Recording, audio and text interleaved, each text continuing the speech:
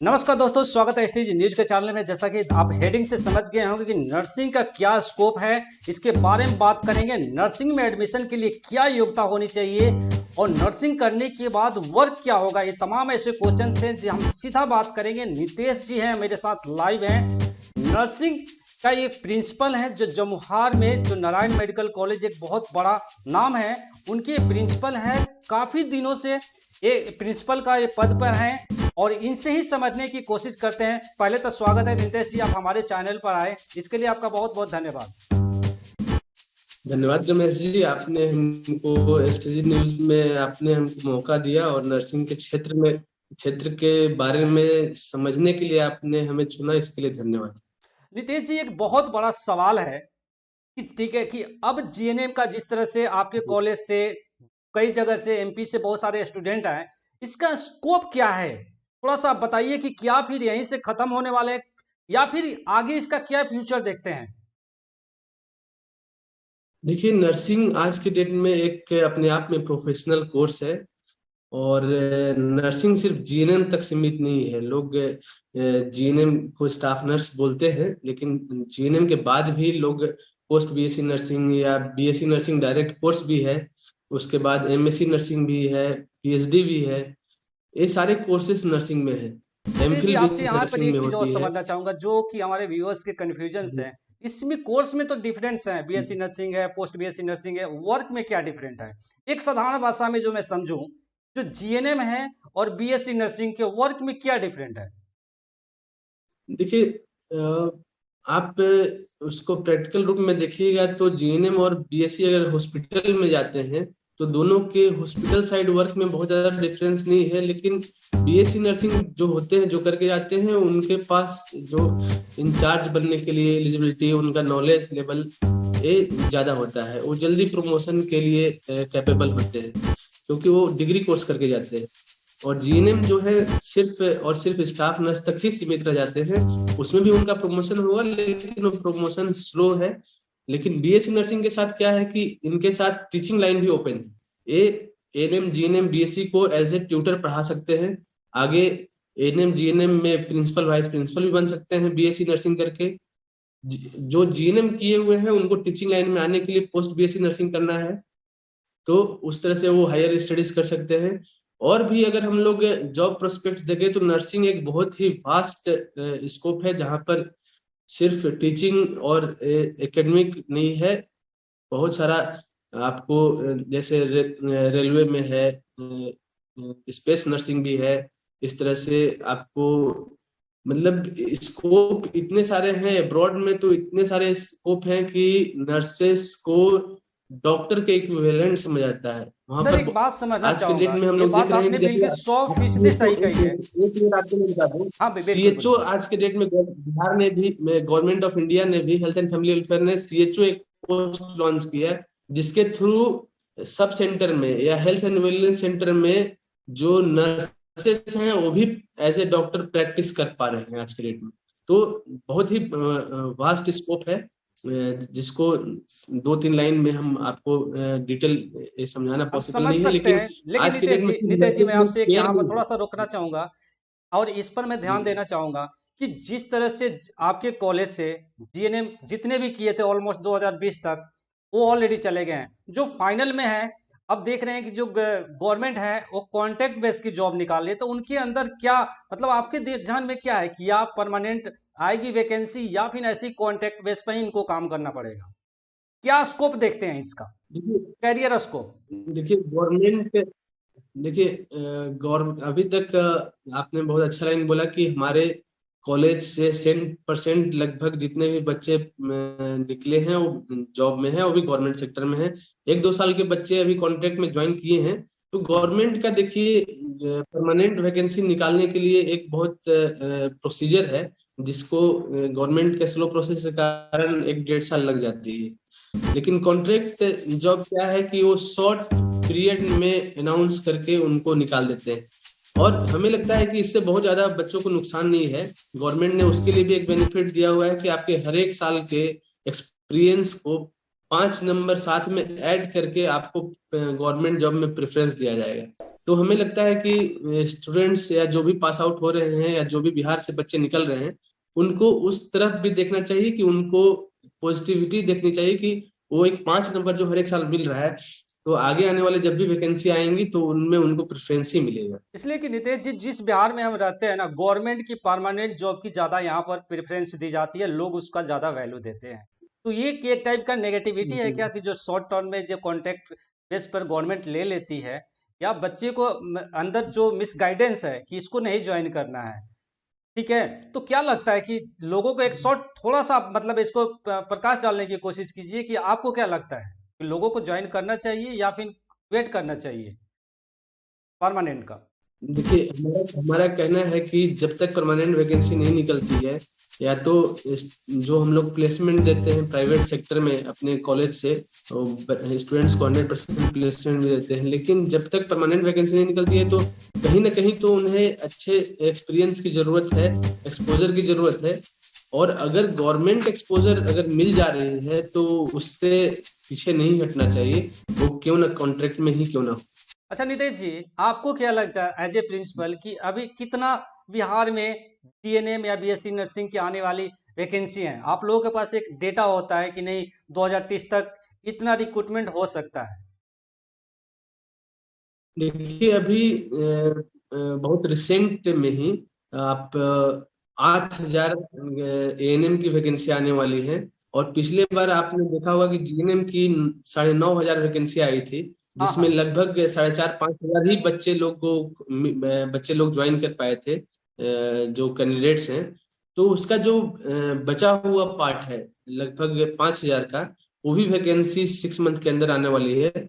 और अगर BSc nursing के लेवल में हम लोग ट्यूटर के लिए देखें तो उसमें भी लगभग लगभग 200-250 वैकेंसी और आने वाली है। जैसे कि हमारे गवर्नमेंट का और हमारे हेल्थ मिनिस्टर और सीएम का भी प्रोजेक्ट है कि बहुत सारे नए मेडिकल कॉलेज खुल रहे हैं, और हर एक डिस्ट्रिक्ट वाइज उनका नर्सिंग इंस्टीट्यूट भी खुलने का टारगेट है, और खुल भी रहा है। तो सारे जितने भी नर्सिंग इंस्टीट्यूट खुल रहे हैं वहां पर भी टीचर्स की भी जरूरत है। तो वहां पर बीएससी नर्सिंग या एमएससी नर्सिंग लेवल के टीचर्स को वहां पर बहुत ही जल्द प्रोसेस चल रहा है, जिसमें रिक्रूटमेंट किया जा रहा है। नितेश जी, एक सवाल और आपसे लेना चाहूँगा, जैसे कि ये साउथ में जीएनएम नर्सेज की बहुत मतलब कि एक कहिए कि परसेप्शन से वहाँ लोग काफ़ी करते हैं। क्या लोगों के 2012 से आप लोग इस फील्ड में हैं, क्या लोगों की मानसिकता में जी। बदलाव आई है, या फिर इस तरफ लोग आ रहे हैं, या फिर क्या आपको क्या लग रहा है कि लोग का थॉट क्या कुछ बदला है पहले से?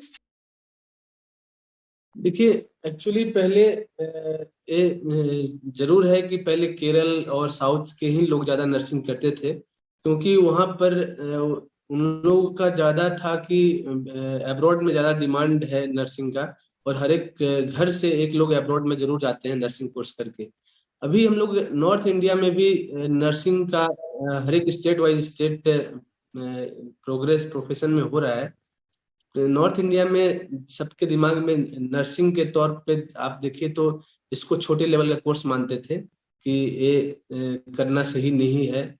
लेकिन आज के डेट में आप क्या नाम है, हेल्थ सेक्टर का डिमांड समझिए, जॉब अपॉर्चुनिटी समझिए, या इसका लोगों के बीच में अवेयरनेस समझिए, ये सारा चीजों का मिला जुला असर है कि आज के डेट में नर्सिंग और अच्छे अच्छे बहुत सारे लोग इस तरफ भी पढ़ के आए, और अपने आप को उस तरह से एक्सपोज किए और लोगों को अवेयर किए कि आज के डेट में nursing not only north India या कोई एक इसका मतलब सारे स्टेट में इसका लगभग लगभग, जब हम एक एग्जांपल आपको दे, जब हम बिहार में 2012 से जब 2013 से हमारे यहाँ 2012 से जब नर्सिंग स्टार्ट हुआ, शुरुआत में हमारे इंस्टीट्यूट में भी नर्सिंग के करने के लिए लोग इंटरेस्टेड नहीं होते थे।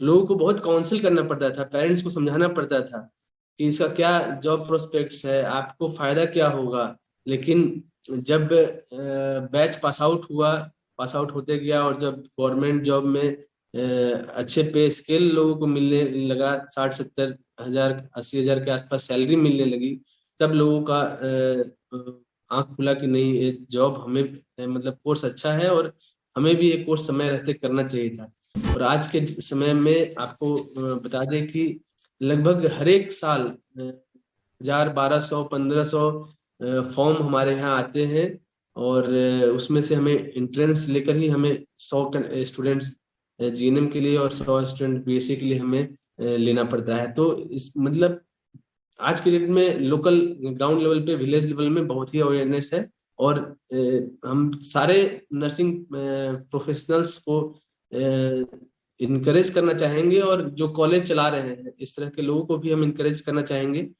आपके माध्यम से कि क्वालिटी ऑफ एजुकेशन को प्रमोट किया जाए, रेगुलर कोर्सेज चलाए जाए, ताकि प्रोफेशन का झुकाव ना हो।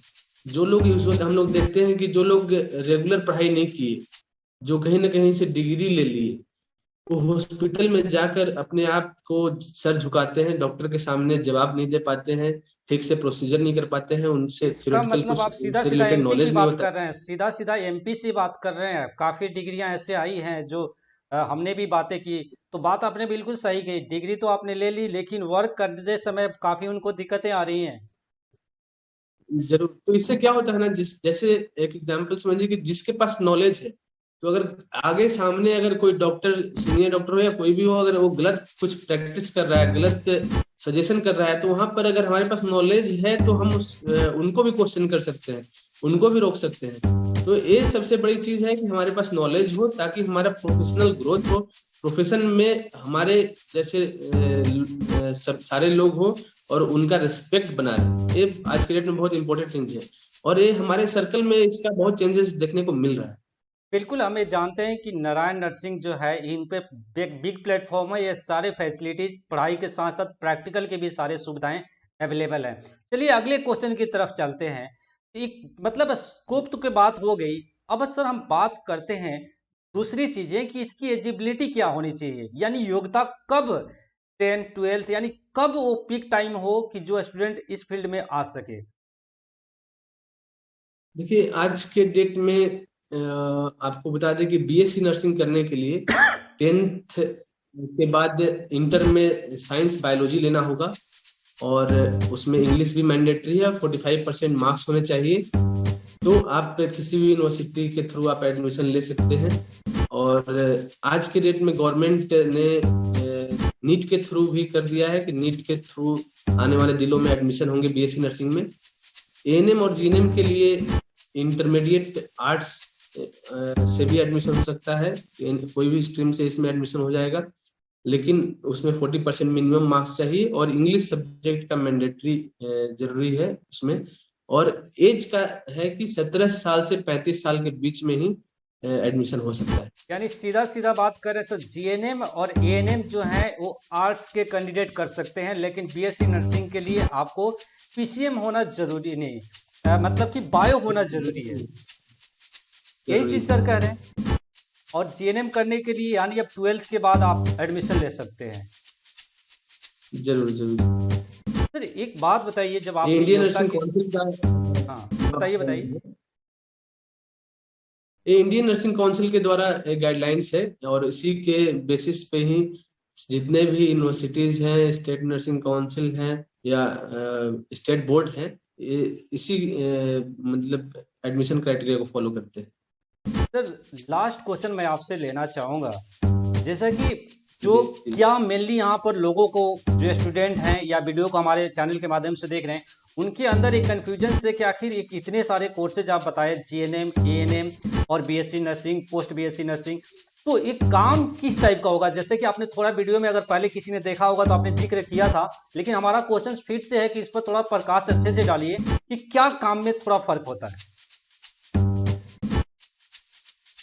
देखिए एएनएम जो करते हैं वो आपका रूरल एरिया से रिलेटेड ज्यादा है, और उन लोगों का जितने भी हेल्थ से रिलेटेड रूरल एरिया में, जैसे पीएचसी, सीएचसी, सब सेंटर, ये सब, या जो गवर्नमेंट का कोई हेल्थ प्रोग्राम्स चल रहा है उसको इम्प्लीमेंट करना उनका ज्यादा प्रायोरिटी है। उनको उसी के लिए ट्रेन किया जाता है, उनको हेल्थ मिडवाइफ्स भी बोलते हैं। और जीएनएम और बीएससी नर्सिंग उन्होंने बताया कि इनको जैसे मेडिकल कॉलेज हो गया, डिस्ट्रिक्ट हॉस्पिटल हो गया, या कोई स्पेशलिटी हॉस्पिटल हो गया, वहां पर इन्हें ड्यूटी दिया जाता है। बीएससी नर्सिंग जो किया है उनका स्कोप टीचिंग साइड भी ओपन हो जाता है, वो टीचिंग भी कर सकते हैं कॉलेज ऑफ नर्सिंग या स्कूल ऑफ नर्सिंग में। और जो जीएनएम करके अगर आगे 2 साल का course post basic BSc nursing होता है, अगर वो कर लेते हैं तो बीएससी नर्सिंग के इक्विवेलेंट हो जाते हैं, वो भी फिर टीचिंग लाइन के लिए एलिजिबल हो जाते हैं। उससे भी अगर हायर कोर्स करना है तो एमएससी नर्सिंग कर सकते हैं। एमएससी नर्सिंग करने के बाद आप असिस्टेंट प्रोफेसर और प्रोफेसर कैटेगरी में आ जाते हैं और कॉलेज ऑफ नर्सिंग में आप पढ़ा सकते हैं। और उसमें अगर पीएचडी सब करते हैं तो ये सब मैंडेटरी अभी रिक्वायरमेंट नहीं है इंडियन नर्सिंग काउंसिल के द्वारा, लेकिन जो अगर पीएचडी या एमफिल करते हैं उनको प्रायोरिटी दिया जाता है। प्रिंसिपल या एसोसिएट प्रोफेसर कहीं भी जहां भी वैकेंसियां निकलेंगी वहां पर पीएचडी कैंडिडेट्स को प्रेफर किया जाएगा। नितेश जी, आप आए ये तमाम क्वेश्चन जो होगा आपने बहुत बखूबी से उसका आंसर दिया है। फिर भी जो मैं अपने व्यूअर्स को बताना चाहूंगा कि आपके माइंड में अगर कोई डाउट है तो आप कमेंट सेक्शन में कमेंट जरूर कीजिएगा। सर से हम फिर दोबारा लाइव हो सकता है कि हम लें, और आपके क्वेश्चन जो भी माइंड में होगा मैं उसको लेने की सर से कोशिश करूंगा। सर, आप एसटीजी न्यूज चैनल पर आए, इसके लिए आपका बहुत बहुत धन्यवाद। बहुत बहुत धन्यवाद रमेश जी, आपने हमें मौका दिया। सभी एसटीजी न्यूज के माध्यम से सभी को हम अपने तरफ से धन्यवाद देना चाहेंगे। Thank you.